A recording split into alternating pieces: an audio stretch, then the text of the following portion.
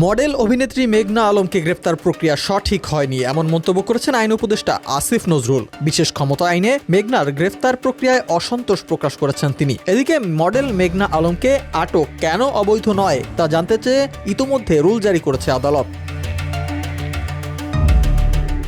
আসিফ নজরুল জানান, অতীতে রাজনৈতিক বিবেচনায় দায়ের করা ৭,১৮৪টি মামলা প্রত্যাহারের সুপারিশ করা হয়েছে।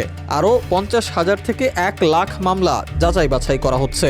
মডেল মেঘনা আলমের মতো বিশেষ ক্ষমতা আইনে এমন গ্রেপ্তার বাতিল বিষয়ে সাংবাদিকদের এক প্রশ্নের জবাবে তিনি বলেন, এ বিষয়ে রাজনৈতিক ঐকমত্যের প্রয়োজন রয়েছে, সেটা নিয়েও আলোচনা চলছে।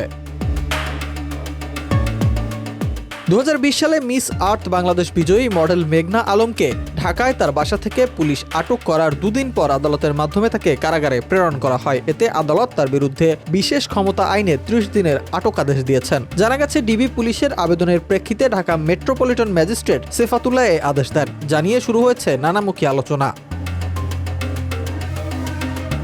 এর আগে গত বুধবার সন্ধ্যায় ফেসবুকে মেঘনা আলমের লাইভ চলার মধ্যেই তার অভিযোগ অনুযায়ী বাসার দরজা ভেঙে পুলিশ পরিচয়ধারীরা ভেতরে প্রবেশের পরপরই লাইভটি বন্ধ হয়ে যায়। ১২ মিনিটের বেশি সময় ধরে চলা লাইভটি এরপর ডিলিটও হয়ে যায়।